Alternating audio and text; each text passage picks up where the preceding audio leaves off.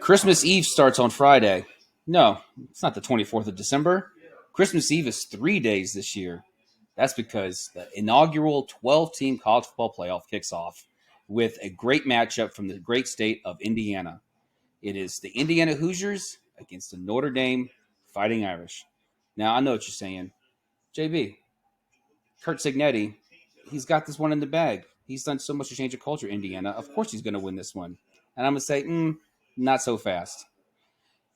Notre Dame is 4-0 against ranked teams this season, and I don't see it changing this time around, even though this is the first time Notre Dame will be playing a top 10 team this season. Notre Dame's team is already set to go. Marcus Freeman is extended. The excitement is for real there, and Al Golden's defense is going to be something that Rourke and company are going to have to come to terms with. I got Notre Dame winning this game. Saturday morning, we have 3 games. A triple header.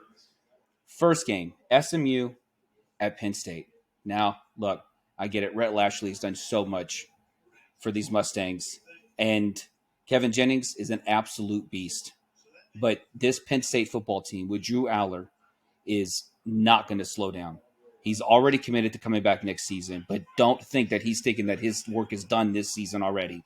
He is going to come back next year after having taken Penn State deep into the first time college football 12-team playoff.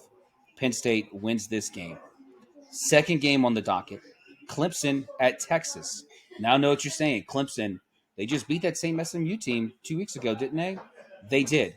But we must understand also, Clemson has bookend losses to the SEC to open the season and end the season. The only 2 times that Clemson has played the SEC. Now, Dabo can sit there and preach that he's turning tears into holy water all he wants, but it's not going to change anything. If Quinn Ewers can be the guy who can make the decisions when it counts, then Texas should have this game, no problem. Texas over SMU. And now the fourth and final game of this weekend is the one I am waiting for. It is the wonderful Tennessee Vols playing the Ohio State Buckeyes. You can do OHIO all you want, Ohio State. And yes, I have Ohio State winning this game. But this is going to come down to a team in Tennessee who knows who they are, to a team in Ohio State who cosplays according to whoever they're playing. Tennessee has the probability of being able to play the same game Michigan did on defense. And it's going to come down to Will Howard making the smart decisions. Just like Quinn Ewers at Texas, can we trust Will Howard to make the decisions he needs to make to Jeremiah Smith, Ibuka? He's got wideouts for days. There's no excuse for him not to be able to throw the ball all day long. But Tennessee's run game is outstanding. Dylan Sampson can run all over Ohio State. This is going to come down to running game and defense for Tennessee. And if Nico is going to take the moments on his shoulders when the time comes, when Josh Heupel says, Nico, the game is yours, take it. But at the end of the day, I still have Ohio State winning this game. Ryan Day's got a little bit less of a chip on his shoulder because he was told, I'm not leaving. I'm staying here. Everything's going to be all better. But if I'm Oregon, I want Tennessee to win this game because Oregon already beat Ohio State once, and we already know how hard it is to beat the same opponent twice in the same season. Folks, we are entering in 3-day Christmas Eve week. Get ready for the show. This is Box Scores and Bourbon. Look at the box scores. Box Scores and Bourbon. We check each other's box scores and scores online. Baseball, box scores. So football, baseball, basketball, soccer, hockey. Box scores and bourbon. Manny? JB? Show us your glass of milk. I am drinking milk. There you go. You sure? Was that? Cheers, everyone. Is that condensed milk? It is. Yeah, it's condensed With, milk with a little bit of sugar on top. It's spiked milk with a little bit of sugar. Nice. Robitussin. All right. I will.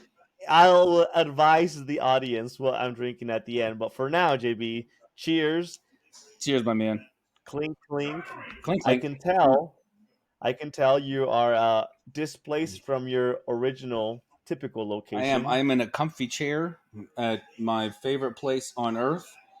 Um, Padres is the number one place, I believe. Oh, fumble, fumble! Oh, Watching a Bronco ooh, Charger game. there you go. It's hard to catch balls. Yeah, it's hard. It's all Yeah, harder to hold on to it's them. hard. Um, yeah, Padres tonight. I got a Nice. spirited poker game taking place in the room next to me. I got a good friend and my wife sitting over here to my right. So, uh, yeah, Cheers to her as well. I'm sure she's partaking in some consumption. she is in a gold cup filled with vodka and Starbucks refresher. Yeah, yeah. Interesting. It's like the It's not the typical drink of choice, yeah, but okay, I'll allow it. yeah. But so Manny, do you disagree with any of my picks? Oh man, that's a hard one. I have the leniency of wanting to take an upset on any of these picks simply because I just it doesn't feel right to go with the I just speaking from history standpoint, there's always at least one upset across the board, no matter the playoffs, no matter the league. Mm-hmm. Like football, basketball, college, there's always going to be upsets. So you picked all of the favorited teams or the Mm-hmm. higher ranked teams, right? You picked Texas, Ohio State, Penn State, and Notre Dame, Mm-hmm. right? I did. If I had to, if I had to, because I feel like there's bound to be one, I hate to say it for all of those fans, but I feel like the biggest upset that we could be in store for would actually be the game that you had most to comment on, which is the Ohio State Mm-hmm. Tennessee game. I'm right there with I you. feel, I'm right there with yeah, you. I feel like that's the Mm-hmm. most dangerous game that you have Yeah. to keep your eyes on. Mm-hmm. Texas Clemson, I agree with you. Texas, for the most part, has been dominant all year. They had a couple slip ups, one against Georgia, but Georgia's also in the playoffs, so you can take that with a grain of salt for competitive nature Mm-hmm. factors. We have SMU and Penn State. Let's be honest, uh, Penn State has regularly been dominant, especially in their conference. If it wasn't because Michigan had a dominant period for 3 or 4 years, and then Ohio State had a dominant period before Michigan and Jim Harbaugh were in the were taking over that. Penn State has regularly been competitive. So I hate to say it for SMU, but it just doesn't feel like a game where they're not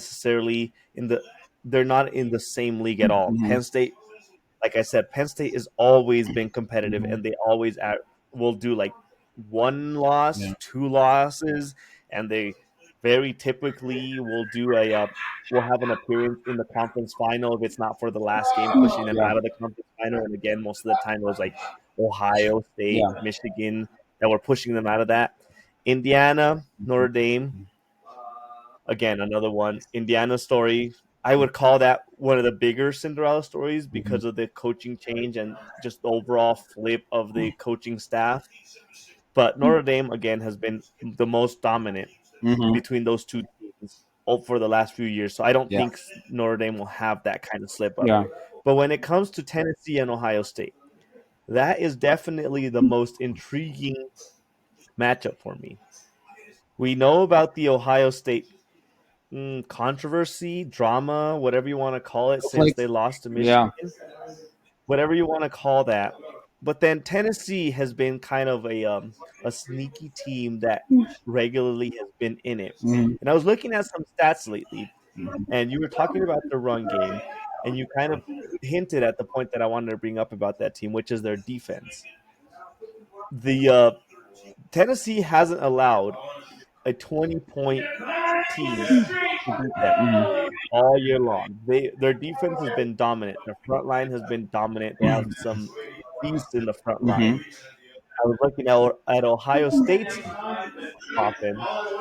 They've only scored. They haven't scored less than 20 points all year long. Mm-hmm. The only time they scored about that, they literally ended up scoring 20 points, and that was against the team that I was just talking about, which was Penn State. Yeah. So my key takeaway is if Tennessee somehow makes this a ground and pound game Mm-hmm. where they make the Ohio State rely on the run Mm-hmm. game and they can keep them under 20 points, I feel like this is an upset brewing. And if Ohio State kind of has the same type of game that Michigan had against them, Mm-hmm. where they kind of control the defense, control the entire game, ensure that they have a low scoring game. That Mm-hmm. way, the other team, in this case, Michigan, could just take their time and have the offense in the way that they did. I feel like Tennessee has a really good chance at pulling off this upset. Uh, for the for the sake of taking a side against you, that is the one matchup that I'm the most comfortable with saying I'm going to take the opposite side of you. Yeah. I am going to go with Tennessee upsetting Ohio with a number 9 versus a number 8, which is the most typical in any type of bracket that you want to have. That is the most typical rankings where you can say that is the spot where you can expect an upset, and I'm calling it. Yeah. This year, Ohio State will be out in the first round, Yeah. and then we will have a whole new controversy on Ryan Day getting fired because one, he lost to Michigan, and we know that matters more than Mm-hmm. anything else that a record can dictate. Yeah. And number two, they were one and done in the playoffs, Mm-hmm. and God help me, Ohio Yeah. and the entire college program in Yeah. Ohio and the entire state will not sit back and watch Ohio State lose to Michigan, and then be out in the first round of the playoffs. Mm. So we'll have a whole new controversy when Ryan Day Yeah. is in the hot seat because he couldn't do Yeah. anything in the playoffs. So that is my only first round take that I want to take that is opposite of yours. Everywhere else, I agree with you. And I think those matchups, based off of the first rounds, I feel leads to a very good overall matchups in the Yeah. second round. But that is where I'll pause for now and let you counter any of the points that I've just made. Yeah. No, to go to the Indiana Notre Dame game, the biggest winner of this game is going to be the state of Indiana. No one has to travel out of state to go see it. So we're all there. All right. Indiana, Yeah. someone from Indiana is going to win that game. Um, and it's probably going to be Notre Dame, the only ranked team Indiana played. Albeit it was a higher ranking team Notre Dame played this season. They got crushed by Ohio Mhm. State. So Yep. being able to, but there is something to say that, and you can put the asterisk there saying, well, two of those ranked teams, JB, that Notre Dame played were Army and Navy. Okay, I get it. Whatever. Mhm. They're still ranked teams. There's 135 teams in Division One college football. You got to you're going to stand You beat who you somewhere. play. So Yep. being able, but to be able to come on top of four top 25 teams, it's not a small feat. And like I brought up at the top, Al Golden, his defense is definitely coming to form. This Notre Dame team is going to come out hot for Marcus Freeman because he just got extended. Marcus Freeman still um, uh, he still hasn't reached the levels that Brian Kelly has reached. He doesn't have that much further to go, but this Notre Dame team is going to be ready to go. Riley Leonard came to Notre Dame for the exact purpose of being able to lead Notre Dame to the promised land. Jeremiah Love is still a human being, I am told, on the face of this planet. You're still going to have to be able to stop him. I've, I've I've never known a guy with the name Love who runs with so much hate. He is going to pound you in the mouth. He is going to run over you. And then he's going to come pick you up and give you a hug because, he's Love. Because his last name is Love. Yeah. But this Tennessee-Ohio State game, Yeah. Ohio State already has a blueprint as to how to play this game. It was the Ohio State-Michigan game. Michigan's got a powerful run game. Michigan has a better defense than Tennessee.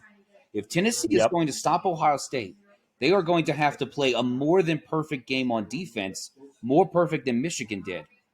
If Ryan Day can get this team to be able to understand their identity is not in the ground game, Their identity is being able to get the ball in the air to your threats.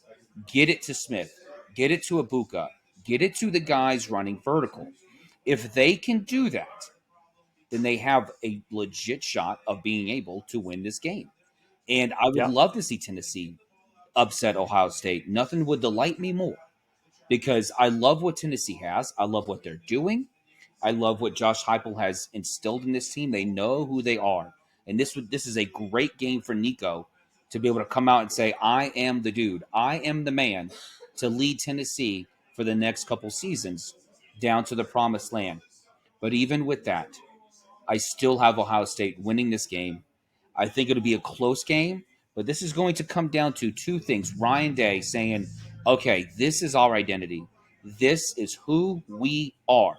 We will stick to Mm-hmm. this game plan. And it's going to come down to Will Howard not making the stupid decisions that he makes.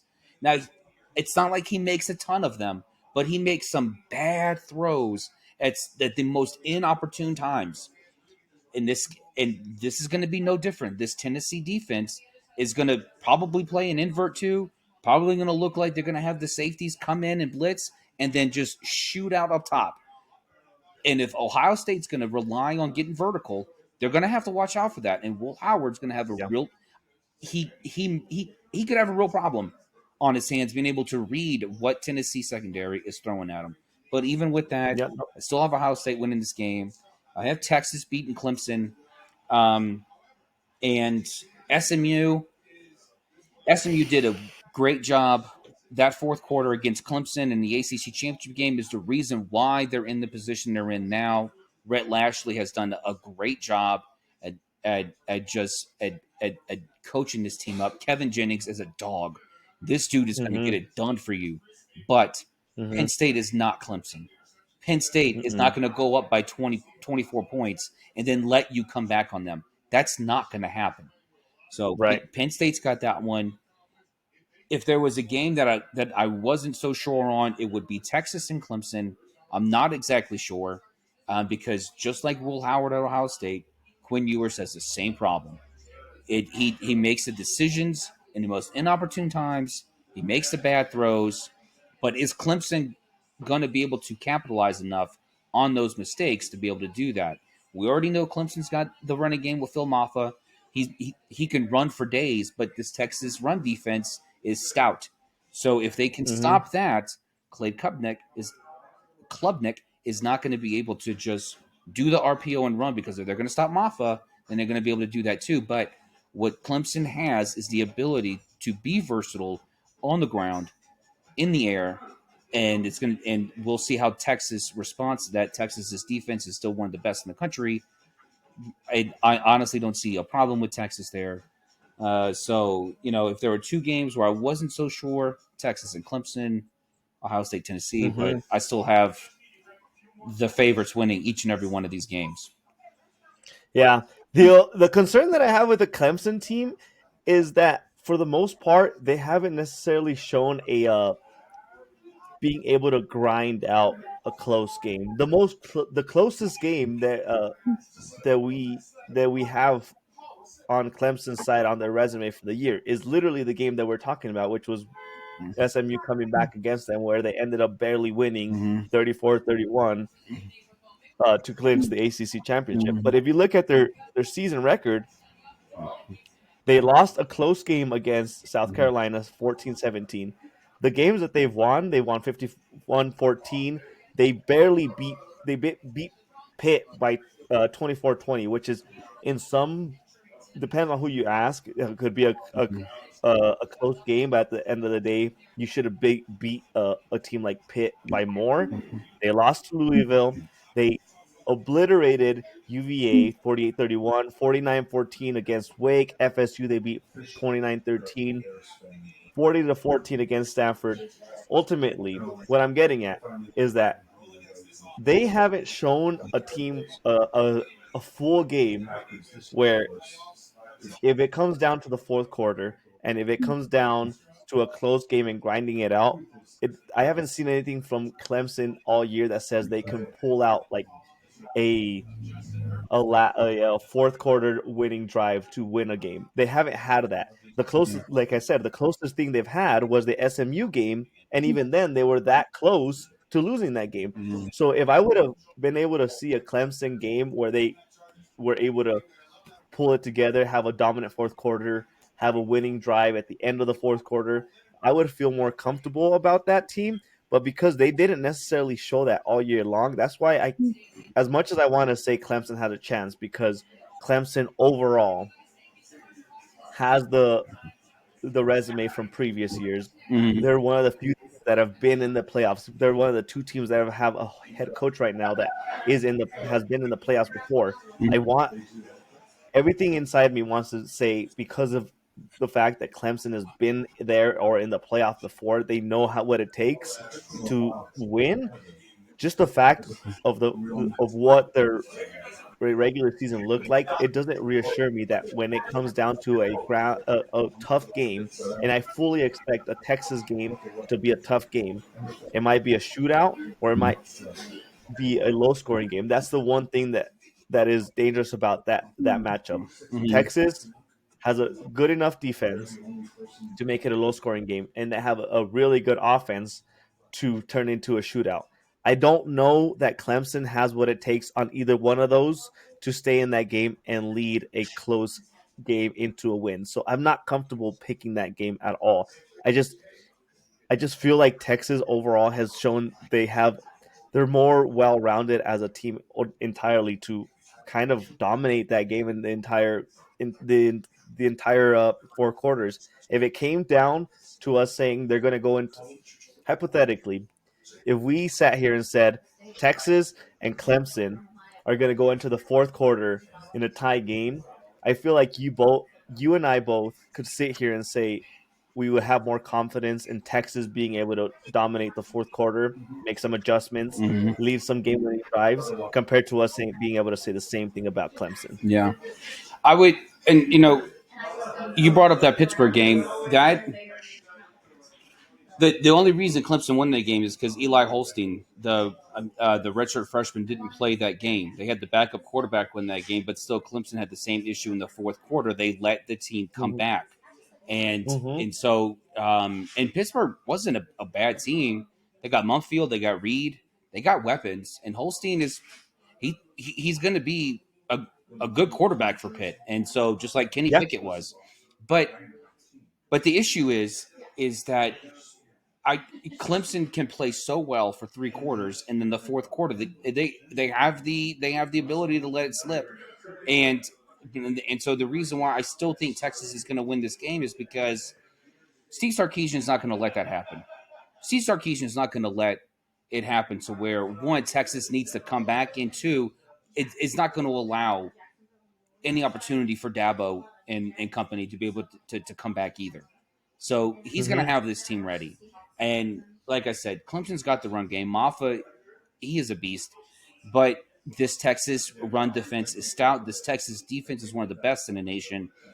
So I when if you can't win the game between the tackles, then good luck. Good luck trying to win the game. So this is, but for me, this is still one of the closer games. If there was, if there's, if there was going to be an upset, maybe it's Clemson. Um, but I really love the Tennessee Ohio State matchup Yeah. because this game has the potential to expose Ryan Day for who he is. If we thought the Michigan game was a farce, and it was a farce, it was. This is this is an opportunity for Ryan Day not only to show the Ohio State faithful, the Buckeye faithful, that he Mm-hmm. belongs there. It's an opportunity for Ryan Day to finally instill some sort of an identity in this team. Ohio State Right. has no identity. They mirror the game of the opponent they're playing. That's why they lost to Michigan. It's exactly why they lost to Michigan. I don't trust Ohio State's backfield. They got they got some nice running backs. It's fine. But when you got Jeremiah Smith and Ibuka, I mean, just go vertical. Go vertical. And I don't know if there's something there where Ryan Day doesn't trust Will Howard to get it done when it counts, or and not to get it done, but to not make the mistakes when it comes Mm-hmm. down to it. But at the end of the day, as much as I would love Tennessee to win this, I I still think Ohio State's going to win this game. If we're if we're talking about what does my heart say? Oh, my heart song says, "Oh, go Vols," but my head is saying, Ohio State's going to win this game because I Mm-hmm. have eyes. That's where I'm I at. have eyes. Yeah. I know what's going to happen. Josh Heupel's done an incredible job at Tennessee. He will continue to do an incredible job. Nico's going to be there next year. This Tennessee team's not going anywhere anytime soon. But I Right. just don't think this year is the year. I don't think this is the year. And Mm-hmm. if there's one team that I think is, like I said, is rooting for Tennessee to win this game, it's Oregon. Oregon is rooting not to have to play Ohio Oh yeah, State, for sure. even though they They don't want to face Ohio State. no, no, they don't want to do that. No, because it's hard enough to beat the same team twice in one season. And Mm-hmm. yeah, you can sit there and say, well, Oregon has the advantage. They've seen it. Well, yeah, well, so does Ohio State. Jim Knowles understands what he needs to do to beat Dylan Gabriel now. He understands what he needs to do. So it you know that saloon door swings both ways. This Mm-hmm. isn't going to be Maverick Mel Gibson coming in there and just pulling tricks on people. This is going to be a real battle if Ohio State wins this game against Oregon, and Oregon is going to have a lot to prepare for. Yeah. And I think Oregon should begin preparing for that now because like I said, I think Ohio State's got this. Yeah, I think a lot of it definitely comes from the maybe you could call it recency bias or the wavering trust in what Ohio State has done after the Michigan State or not the Michigan State, but the Michigan loss from Ohio State. I feel like a lot of my distrust comes from the fact that from when they played Michigan, they seemed like they had a game plan that they were wanting to run, and no matter how the game went, they were stuck on running that game plan and they didn't adjust. Mm-hmm. So I feel like a lot of my distrust comes from the fact that don't seem at that during that game they didn't seem like they were willing or able to adjust on the fly or Yeah, make those adjustments at halftime or whatever point to kind of make that a more competitive game. yeah, But besides that, you do bring up like the valid point. Like you want to say Tennessee has a good chance of winning that game, but if you really look at the type of games that Ohio State has played, you have to take into consideration Ohio State was the number 2 ranked team uh, during the regular season for a few weeks. They were a dominant team all year for for a the most while. part all year. Yeah, Yeah, for a while. So you are right. I think I'm giving them a unfair judgment based off of the recent events that have happened. But if I had to take a complete step back, I would say in my brain would have to lean to Ohio State probably should win this game, but it would not surprise me for a half a second if somehow Tennessee with the dominant defense found a way to shut them down and win that game. In the same way that when we were watching Michigan have a spiral season where they were not competitive at all, and Ohio State, during the time that they played Michigan, was at the peak. I mm-hmm. think during the time that they played Michigan, they were the number 2 team. We did not expect, or at least I didn't expect, Michigan to even have a chance. I thought Ohio State was going to dominate them for all the reasons that I brought up all year or all season for why Michigan was not the same Michigan as before. I thought Ohio State was going to dominate that game.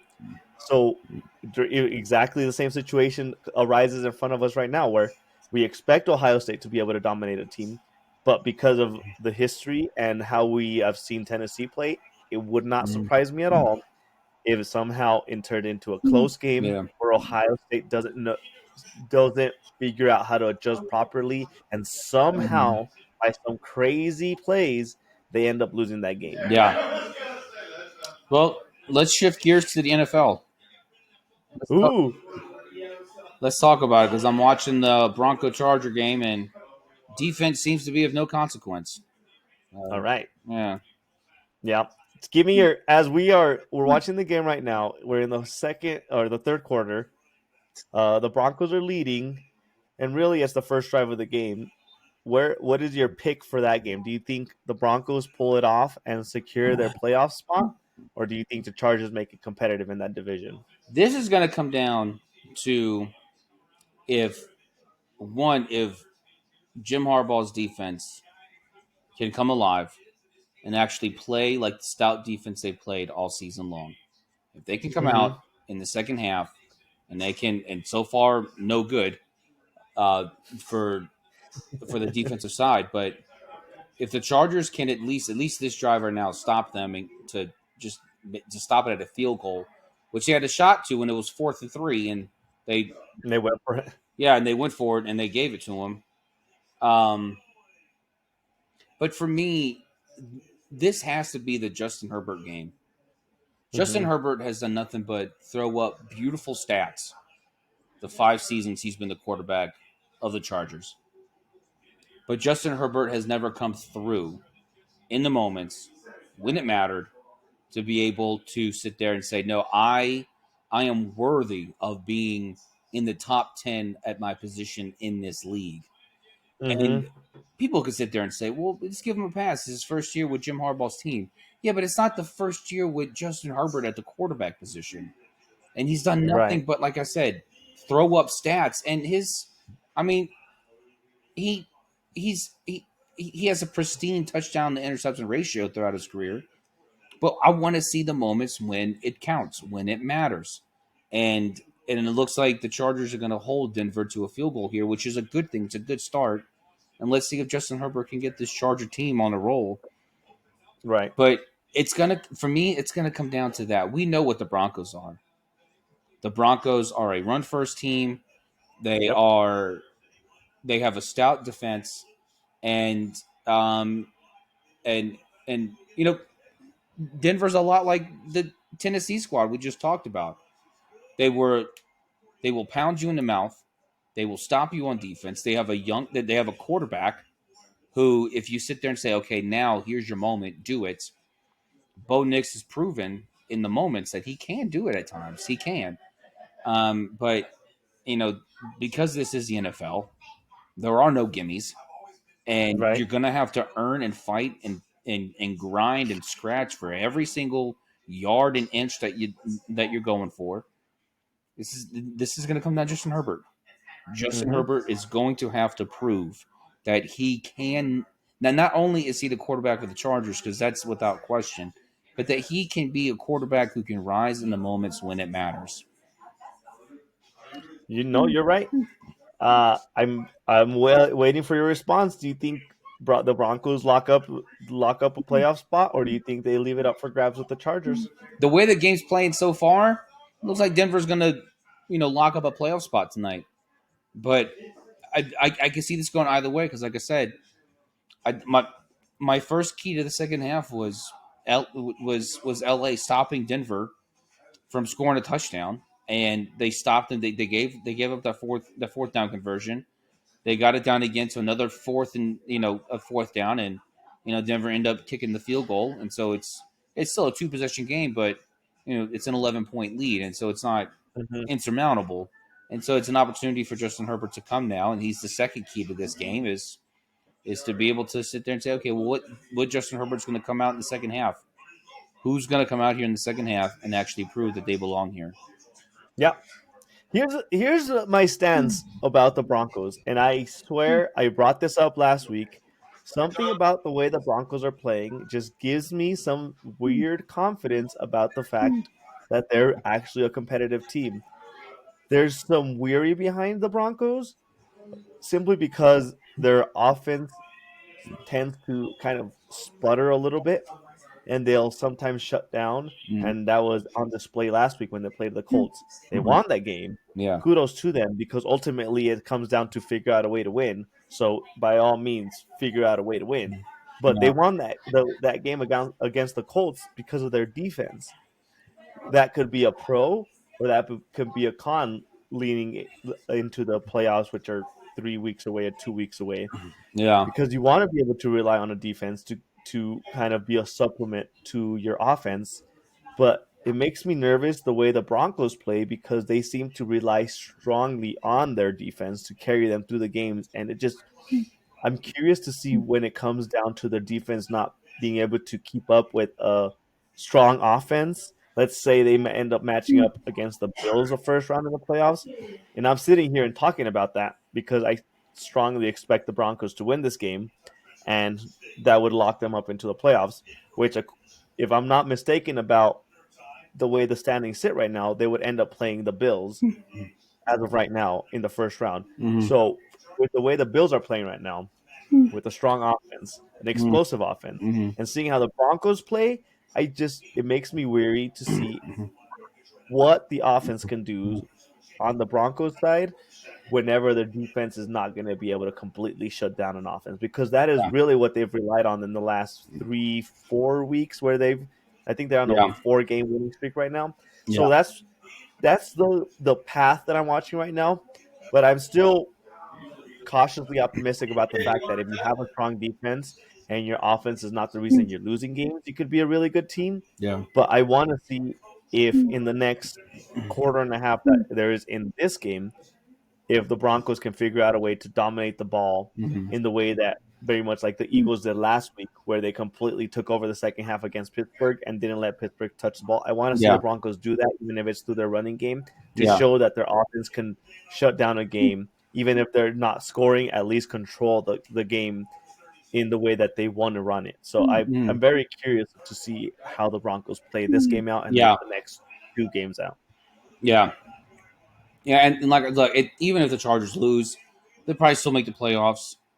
Hmm. The teams behind them are the Colts, the Dolphins, the Bengals, Yeah. and the Colts have an identity crisis at quarterback. Yep. The Dolphins have an identity crisis in general. The Bengals have no defense. So Yeah. it's I and like I said, LA's got one of the top defenses in the NFL this season. I still think the Chargers make it because even if they lose, they still have a 74% chance of making it. So Hmm. it's like, okay, all right. Both Denver and LA. Let's just say this: the AFC West is going to be well represented in the playoffs this year, which I I don't think anyone's. That's a sentence that's never been uttered ever. So No, the not since AFC West, okay, 2015. yeah. So but I think the Chargers are fine. But for me, I would love to see Justin Herbert step up in these big moments.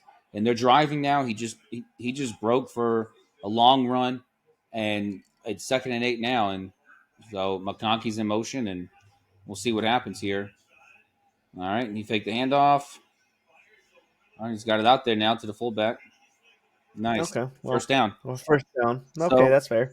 Solid drives. That's fine with me. yeah, But and this is all that matters. But yeah, um, yeah, it's as of right now, this game's a toss up to me. So no, for yeah. sure.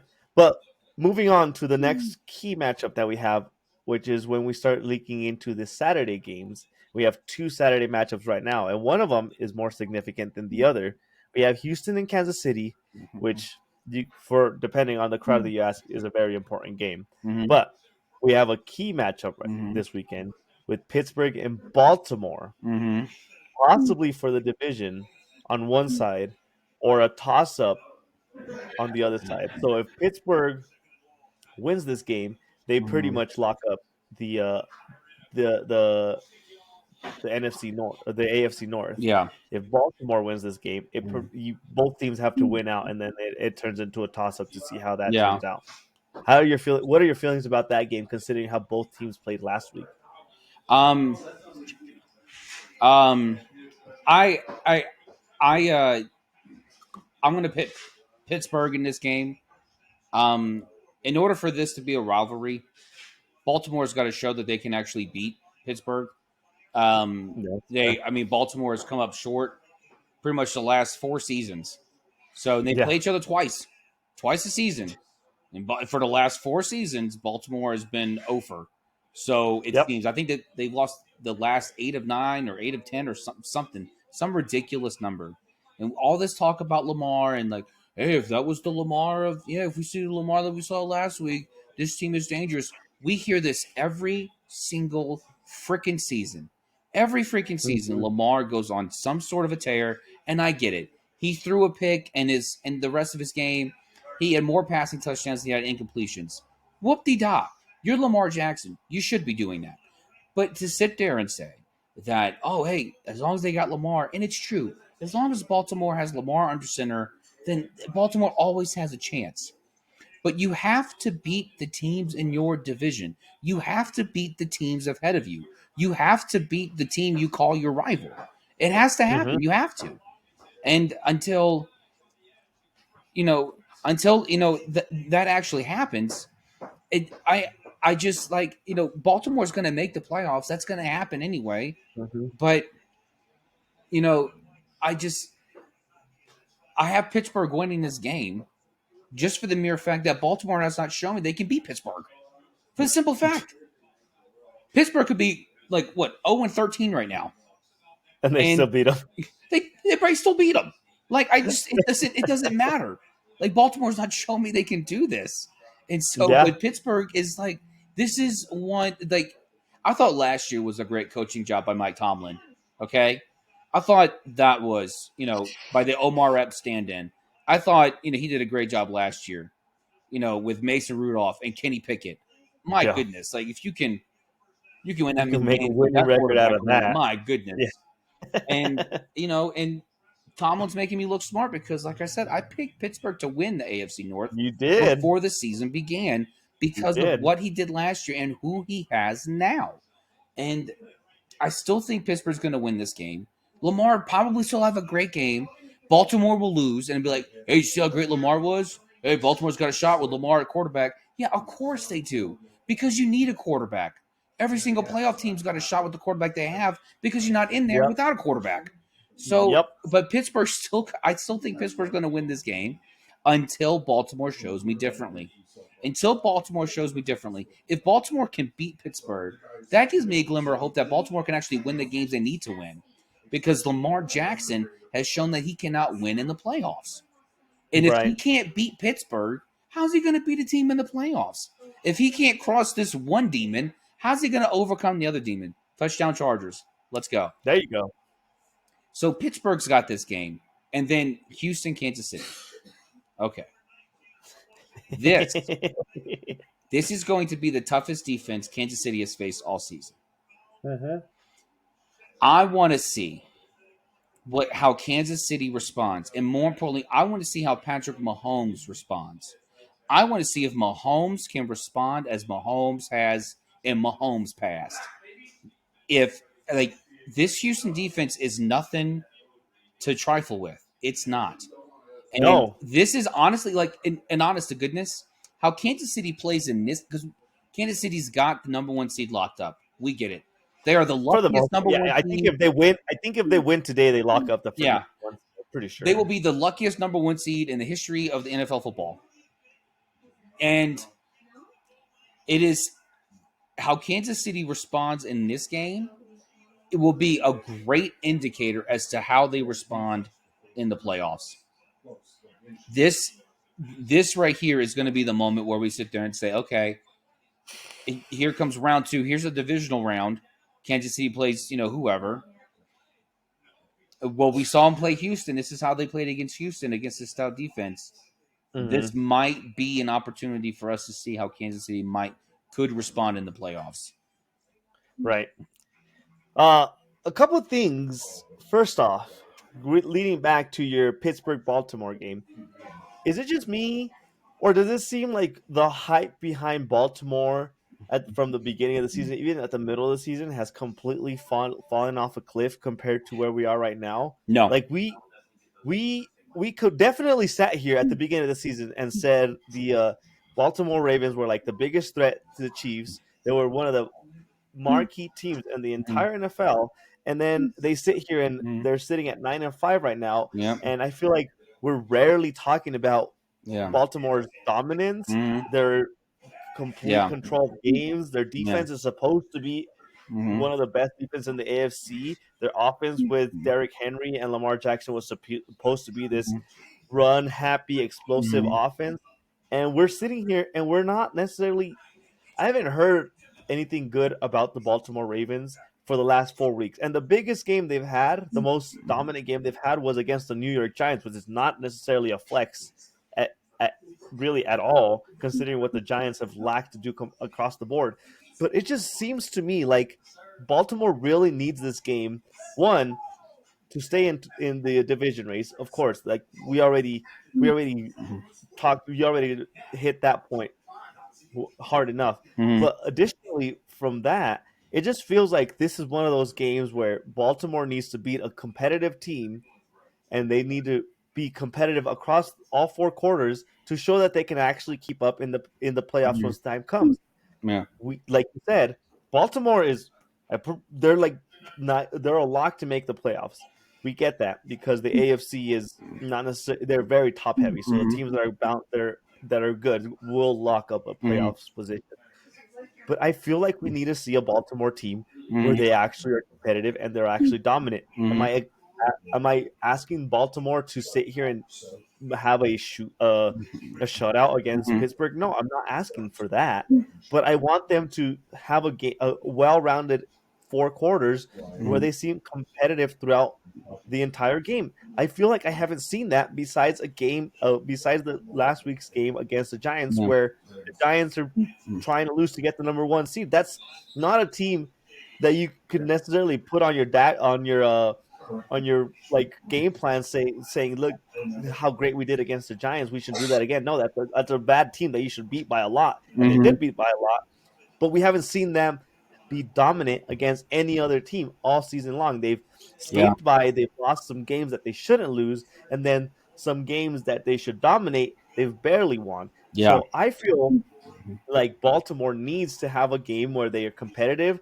They like the same point that I made about college. They need to Mhm. have a fourth quarter where they control the ball, have a game winning drive at the very least to show that they can be in a competitive game, because Yeah. playoff time comes. You're not going to have a one sided affair where you're going to match up against teams like the Giants or Yeah. whoever else, the Carolina Panthers. You're not going to have Yeah. that type of matchup. The Baltimore Ravens need to show against the division leader right now, which is the Pittsburgh Steelers, that they can be competitive, they Yeah. can be gritty, and they can actually they can put up a fight Mhm. and actually win a game that they need to win. This is the game that they need to win They because need Pittsburgh to. already beat them once. Yeah. They're out of the division race right now. If they lose to Pittsburgh, there's Yeah. no chance Yeah. in heck they're going to win the Yeah. division. They need to win. So I want to see them be competitive, and I want to see them be a dominant force in a playoff type of atmosphere, because when it comes down to it, that is what this game is like. It is a playoff atmosphere where you know the division is on the line, and you know this team is most likely you have a very good chance of facing them again in the playoffs. So I want to see how they handle this team, because it's gonna be a team that they're gonna encounter for the next few years, and in the next month they're gonna probably encounter them again. Now with the Kansas City game, I'm curious to see why Kansas City has decided to play Patrick Mahomes in this game. They announced that after a high ankle sprain, Patrick Mahomes was off the injury report. And it Mhm. makes me curious if that's kind of a shady kind of thing to kind of trick the Texans into thinking that he's Mhm. 100%. I'm not sure that Patrick Mahomes is 100%. And I'm not sure that that's the type of game that you should be playing with Mhm. your marquee quarterback Mhm. against a stout defense. Yeah. Houston as a whole has had a very dominant defense all year long. They made Josh Allen look as as close as a game manager, as bad as a 0-14 team. They made Mhm. Josh Allen look really bad during the time that they played. I want to see how Kansas City holds up against a team, and I'm curious to see why they wouldn't take the time to rest Patrick Mahomes in a situation where you know you're making the playoffs. Mhm. I get the number one seed is technically up for grabs, Mhm. but is that a risk you really want to take? Is talk to me, JB. Is that a risk you would take with Patrick Mahomes, considering you know he's not 100%? There's Mhm. no way in heck he's 100%. Yeah. Vision is locked up. Number one seed is about a game away from being locked up. You're Mhm. playing against a really great defense and a really great defensive line. Are you Mhm. really putting Patrick Mahomes in that situation to possibly get more Yeah, hurt when you need him in the playoffs? yeah. No, this as far as I'm concerned, this is the opening round of the playoffs for Kansas City. They're playing a playoff game right now because, like I said earlier, this is Kansas City's opportunity to show what they could do in the playoffs. There's so many question marks about what Kansas City is going to do if they play an actual, like, legit opponent. And Houston is going to be the closest thing they have until they get to the playoffs. And if Andy Reid wants Mahomes to rest, have him rest the first week of the playoffs. Have him rest then. Give him a cortisone shot. Tape him up. He'll be fine. Hey, look, I've been told by a reliable source that we were born with two ankles. Okay? He'll be fine. And so this is not. I honestly don't think this is anything where Andy Reid should like question himself. Don't doubt yourself. Put Mahomes in the game. See how Mahomes can be when he's beat up. And look, Patrick Mahomes at 30% is better than Carson Wentz at 110%. So I mean, honestly, you're not going to. It it's not as if Patrick Mahomes is going to get so beat up where he's not going to be able to play in the playoffs. He's still going to play. He's a So competitor. you want him to play this weekend? You I would do. rather him play this I weekend? do. I do. Because if this Mandy, if this were the playoffs and he had a bum ankle, Andy Reid, without question, Mahomes is our starter. He's not going on. He's not injured. He's playing. If he's Well, gonna, yeah, but it's not the playoffs. It's regular season, and you have the playoff yes, but spot the way locked up. Buffalo is playing now, the way Buffalo is playing right now, the way they have the last few weeks, you might think you are a game away from locking the number one seed up, but you have not locked up the number one seed. True. If you want to guarantee you have a week for your starters to rest in the playoffs, you play your starters now. You play them now. You win this game, you have it locked up, and hell, Carson Wentz can play the last two games of the season. Who gives a crap? The sooner Kansas City locks this up, the sooner Andy Reid can start resting his guys because they have nothing to gain and everything to lose if they continue to play their starters this way. So this is Andy Reid's opportunity to sit there and say, my starters are playing. They are with me. They are behind me. They want this. They need this. And so, absolutely, without question, Mahomes should be playing this game. See that's an interesting take. One, I trust Andy Reid whenever he signed Carson Wentz for him to know what he's getting out of Carson Wentz. I know Carson Wentz's fall off was one of the most drastic fall offs we have seen in the recent history when it comes to quarterback play. But if he signed him, I feel like he knows what he has and he could do just enough to get the win. You need one win. Mm-hmm. Would you rather not rest Mahomes 5-6 days after he sprained his ankle now, and then if they need him later, bring him back? I feel like I would rather do that compared to No, play him now, risk the sooner injury, and then if you lose that game because he's hurt, no, continue to have to play for the next two no. games. I get it's Mahomes. Listen, hear me out. I get it's Mahomes. I get he has done some miraculous things to win some close games. But let's both be honest here. He has not had the type of season that we tend to expect out of Patrick Mahomes. He has had by my standards, a very average season across the board. I'm pretty sure Carson Wentz can do very similar things Mm-hmm. that Patrick Mahomes has as far as game managing, because Patrick Mahomes hasn't necessarily had a dominant performance in any of the games they had all season.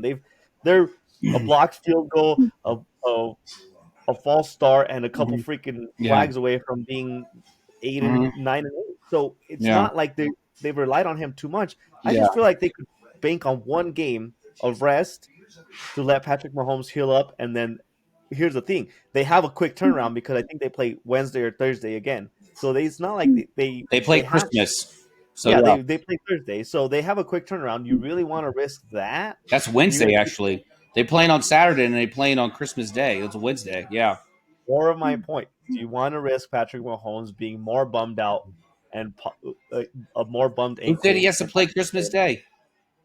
The greatest Christmas present Andy Reid could ever give is Kansas City a first-round bye 4 days I before get Christmas that. happens. I already said Christmas Eve starts on Friday, Manny, okay? You did. As far as You I'm did. concerned, Christmas Eve is Friday, Saturday, and next Tuesday. All right? That's Christmas. JB. The Chiefs went on the road last year and still won the Super Bowl. I get what you're getting at when locking up the first number one seed. They have shown that they don't necessarily need the number one seed. I They think have this year luck they on their do. side. This year they We do. thought the same. What was the record last year? And we thought the same thing last year. And I sat here and said, "There's no way in hell the Chiefs of last year were going to win the Super Bowl," and they proved me wrong. Yeah, you And also we're said sitting Pittsburgh here wasn't having. winning the division, so we know what your word is worth, okay? Listen, okay? Kansas City needs this win. They need it. Kansas City needs the first round bye. And more than Okay. that, Kansas City needs to see how Kansas City can play against a playoff team. They need to see this because you can give Patrick Mahomes all the rest in the world. He could still get hurt. Are you just going to not play Mahomes in the playoffs and just stick Carson Wentz out there? Hell, I'm not Carson Wentz saying sees, playoffs. I'm sees saying every regular defender as the season. ghost of Nick Foles. He thinks Nick Foles is coming behind him to take his job. That's why Carson Wentz can't succeed. Patrick Mahomes is the quarterback of this team. Patrick Mahomes is going to be the That's not in one. question. And that's exactly the reason why he needs to play. The Okay. exact reason. Well, you better hope you're right, because if somehow Patrick Mahomes ends up coming out more hurt, it's gonna end up catching I up to won't feel them in the bad. playoffs. I won't feel bad. I He's know a you grown won't man. feel bad. I'm just saying, for the good of the Chiefs as a whole, I would rather have the Mahomes fully healthy, regardless of if you drop a game. Because if you drop this game, it's not like the number one seed is out of hand. It's still in your hands. You still control your own destiny. Yeah. If you drop this game, Manny, not all is lost. who did the Chiefs play on Christmas Day? Oh, who do they play on? I don't remember They who they played. play the Raiders. Oh, Okay? Are there you we go. really concerned? Are we that concerned that the Chiefs are That's going to my lose to point. Vegas? That's my Okay? point. You're about to win one of the next two. Kirk Cousins gave the Raiders every opportunity in the world for the Raiders to win that game, and they That's true. still lost. They All right? did. If you They can't still beat found a Kirk way. Cousins, you're not going to beat Carson Wentz. It's just not going to happen, okay? It's not going to happen. You are right. Yeah, I mean, that point And is I've been right, but reliably informed that Kirk Cousins only has one leg. Okay? So, like this. well, he has one leg and no starting job, so that's a conversation for a whole nother day. But that's my point. Okay? But you play Mahomes on Saturday because this is, in effect, a playoff game. Andy Reid wants to see how his team responds under adversity. And there's no greater adversity than having your quarterback play on one ankle. None. That is quite the big adversity. But on that note, we will leave that conversation up to see what comes out of this weekend. The last matchup, very quickly, Philadelphia, Washington. Philadelphia has a chance to lock up the division. Washington needs to win out to have a chance to win the division. Do they have a chance? Do they have a chance to win the division? Does Washington? Yeah. No. Okay. No. Philly wins. After the dominant performance they showed against Pittsburgh, and that was one of my key points during last episode, is if Philadelphia was able to manage the crisis that they were having inside of the locker room and still show a dominant performance, they were going to lock up the division. And they gave Pittsburgh 2 entire drives in the second half. Yeah. And they completely dominated the game. And they didn't waver from their identity, and they showed that they can win a game passing the ball, because Saquon didn't rush for more than 100 yards that game, which is the first time in quite a few weeks, from what I can remember, that happened. So I think if they want a chance to win the division, Washington has to beat this game, but I don't think they have a chance. They've played too many close games, and they were probably 4 inches away from losing a game against your Saints. So it's not very reassuring that they are necessarily at that level. No one is happier about Kellen Moore than Nick Sirianni. Nick Sirianni found, it's like Shane Steichen came back. And so, Nick Sirianni can trust in Kellen Moore's ability to lead and guide this Eagles offense. And I've never been more convinced that Philly is ready for the playoffs than I am right now. Mm-hmm. No one has been a harsher critic of the Eagles team or of Nick Sirianni. No one's been a harsher critic than I. Yep. But after that performance against Pittsburgh and that defense, not the defense, and how the Philly offense responded to Pittsburgh's defense, Right. that was the proof I needed. I Yep. I I I needed to see all season long Philly's ability to beat a team and not beat themselves, and have the opponent beat themselves. And Philly's offense did that. Philly's Yep. offense did that in spades. And Nick Sirianni can't. He is the happiest person in the world to have Kellen Moore as his OC, because he knows without a doubt that when you have to push all the chips in, he's got an OC who can make it happen. Yes. I want to make that point on Kellen Moore. I am very impressed by his development, going from a backup quarterback, never a starting quarterback, to an offensive coordinator for the Dallas Cowboys. That was kind of like the let me be tricky and let me be explosive and Yeah, let me push the ball vertically down the field, to what he has yeah, turned into with the Eagles is quite the impressive development. He's yeah, gotten a grasp of how to figure out what a game is looking like yeah. and the game flow overall, and of being able to call the right plays and the right offense to Mm-hmm. kind of dominate a game.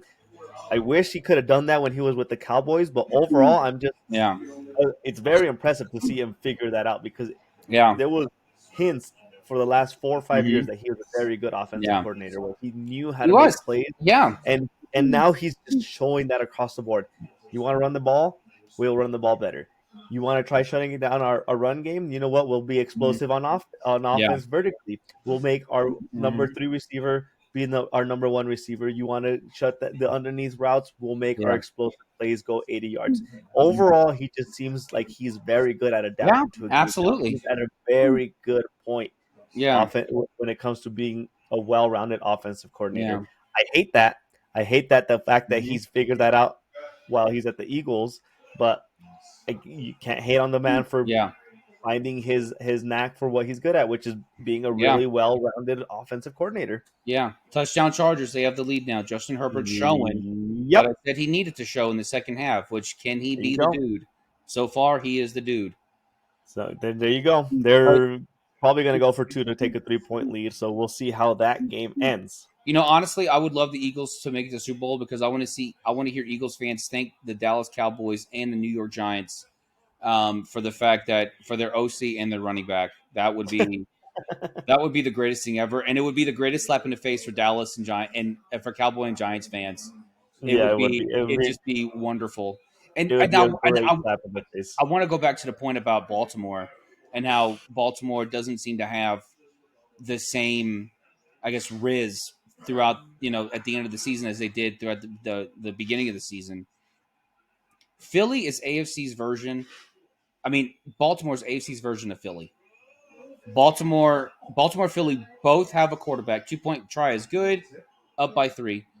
There you go. Both both Baltimore, Philly have a Super Bowl caliber quarterback. Both Baltimore and Philly have an aged running back who has turned the running back industry on its head by being an old man who can still run over you and make you cry. Yep. Baltimore and Philly have weapons that have vertical weapons for days, Mm-hmm. and they are both operated. Eric DaCosta with Baltimore, Howie Roseman with Philly. They are both guided and built by GMs who know the game of football. Yep. The difference is this Philly team, as opposed to this Baltimore team, has it figured out. They Yep. know who they are. They know how they're going to beat you, and they're not afraid to even tell you, this is what we're going to do. Try and stop it. It's like the Cornhuskers of the 90s when they ran the power off. Hey, we're going to run the ball between the B gap try to stop it, and no one could stop it. Mhm. Philly can run whatever they want, and it doesn't seem like anything is ever going to stop them. The only You're thing true. getting in Philly's way is Philly. Yep. If that locker room cannot get it together, if they can stop eating so much soy and building up the estrogen in their systems to stop whining and crying about each other like a bunch of middle-aged women who are about to hit menopause, if that can happen, then no one's going to stop Philly. No one. No one's going to You're stop right. Philly in the NFC. You're right. The one thing I would always I've been leaning on is the fact that Philly, if they can stop getting in their own way, nothing else can Mm-hmm. stop them. They've been Yeah. dominant in the NFC, and they can be dominant if they make the Yeah. Super Bowl again. They have no reason not to make the Yeah. Super Bowl, considering the Yeah. beat up nature of any other Mm-hmm. top tier team in the NFC. So yeah, Yeah. you are You could 100% be a right. gladiator on the gridiron, but if you're the Real Housewives in the clubhouse, you're going to destroy yourself. Yep, you're right. On that note, JB, it's time for our final segment. It is time for the box scores and bourbon fix of 6. JB, you are up, my man. Take it away. JB's number 3 fix of 6. Charlotte Hornets. What are you doing? What are you doing? You can't let a kid keep a PS5? What's your problem? You're going to sit there and you're going to invite a kid on national television, give him a PS5, and then sit there and say, I'm just kidding. All right? This is the same thing that happened to Jacob. He thought he was marrying Rachel, and then, it's Leah. What? What happened here? Let the kid keep the PS5. What? You're a $1 billion franchise. You can't afford a PS5. This is ridiculous. Get your crap together, Hornets. JB's number 2 fix of 6. Oh, Jets. Oh, Jets fans. I have no words for just how bad I feel for you. I thought my Saints were an inept run organization with no hope of redeeming itself because they choose to continue to shoot themselves in the foot. But Woody Johnson, you are... Madden ratings? Are you kidding me? This is why you don't get Jerry Jeudy, because his Madden ratings were too low? Oh, and I'm sorry, Aaron Rodgers was what, in the 90s? I'm sorry. Okay, look. The moves the Jets have made were inexcusable before, but now I gave Joe Douglas all the crap in the world. Mr. Douglas, I take some of it back, all right? Woody Johnson is a terrible person to work for if he's going to sit there and say, oh, I just got the new Madden. I don't know about this Jerry Jeudy, but that Devontae Adams kid, we need to overpay for him and overpay nicely. This is ridiculous. There's no reason for it. And because of that, no, Woody Johnson, you need to sell the team. JB's number 1 fix of 6. I'm going back to my New Orleans Saints. What the hell are we doing here? You cannot be in every game. Try to win the game. In order for you to get a mid-teen pick in the draft when you have too many holes to fill, stop trying to win. I can't believe how many times I have to say this. You have to stop. I have never been more upset at Derek Carr for being hurt because he took away our surest chance to lose. So Derek Carr, it is unforgivable that you are not playing because that means the Saints actually have a chance to win, and for that, I can't forgive you. New Orleans Saints, get it together. Quit trying to win the football game. You should have lost to the Giants. I'm glad you lost to the Redskins. Keep losing. For the love of everything that is holy, please just keep losing. And that is JB's fix of 6. Manny, you're up. Oh man, that's a good one. JB on Manny's fix of 6. Number 3, we have Bill Belichick's contract details dictating the fact that he has a buyout that drops from $10 million to $1 million after June 1st from his UNC contract. So for the people that have a hard time understanding what that means that Bill Belichick as the UNC head coach right now, could easily drop out of his contract with the UNC organization before he plays a single game with them to take on an NFL team head coaching position. Without playing a single game, his buyout after June 1st could be $1 million, and that is chump change for a personality like Bill Belichick. So I am curious to see on June 2nd, June 3rd, if we're going to have an NFL team pay Bill Belichick enough to back out of his UNC contract after they realize that the man, yes, he still wants to coach, and yes, he is probably still very capable of winning you a championship. So I'm very curious to see how that's going to play out, but I'm more intrigued on why the heck UNC would accept those type of terms when it came to his contract instead of making it to the point where he's locked up to be part of that organization for the next five years that his contract is. On Manny's number 2 fix of 6. The NBA Cup final has come and gone. And here is my comment on the Milwaukee Bucks winning the NBA Cup. That's all, folks. That is as much attention that's as much attention as we're gonna pay to that whole matchup. Let me tell you, JB, it was cute. Year 1, year 2, it seemed like he has crashed and burned. From what I could tell from the stadium attendance, a lot of the people have lost interest in the NBA Cup, and it has lost its traction when it came to making the early regular season attractive. So let's try again with something else. Let's try a in-season elimination tournament next year, because this seems like it is not going to stick long term for making the NBA appealing short term before Christmas Day, because we all know NBA doesn't necessarily matter before Christmas Day. So I guess congratulations, Milwaukee Bucks. Your $300 million players won $500,000 for winning a meaningless cup. Attaboys. That's more Oreos for Giannis. That's all that matters. All that matters. Oreos and corn dogs for Giannis. That's it. And on Manny's number 1 fix of 6, Michael Vick. Add Michael Vick to the list of players turned into head coaches. I have some detective work that I need to conduct when it comes to this hiring. Michael Vick has accepted a job to be the Norfolk head coach for their football program, and I want to say they're the Norfolk State. Mm-hmm. 3 days ago, he was lined up to be the Sacramento State head coach with $105 million in NIL contract, and then he went from Sacramento State to Norfolk State, and I didn't even know that Norfolk had a NCAA football program. So I'm very curious to see what the heck happened with Sacramento and why Michael Vick is playing the toxic girlfriend role in college football, to where he's saying, I want to be with you, but really I'm dating this other person.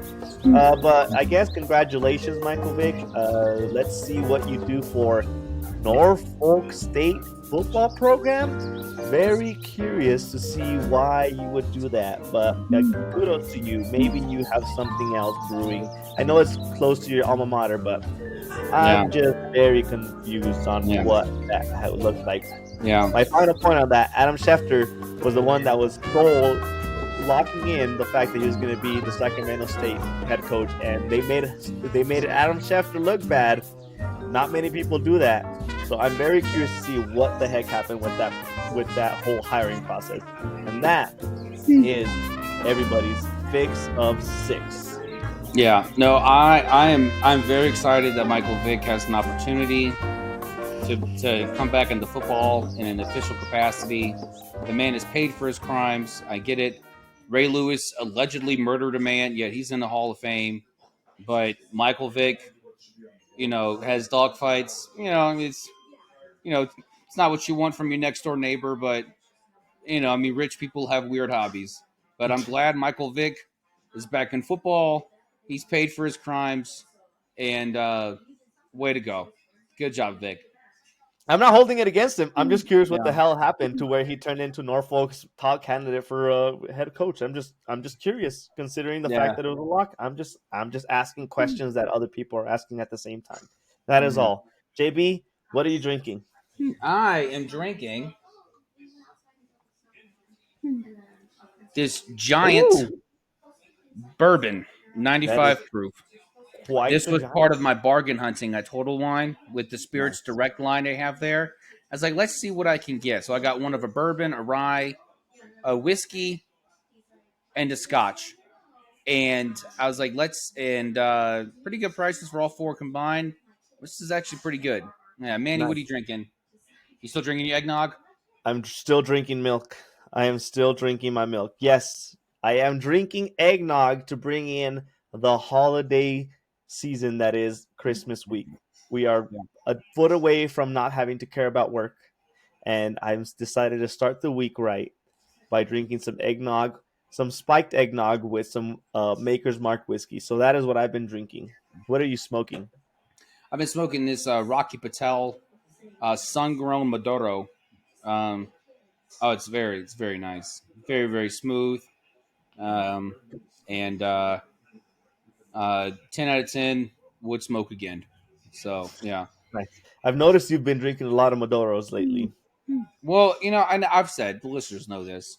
The Maduros. I'm not a big shade guy. I like the darker the cigar, the harsher it is. Uh, reminds me of my upbringing.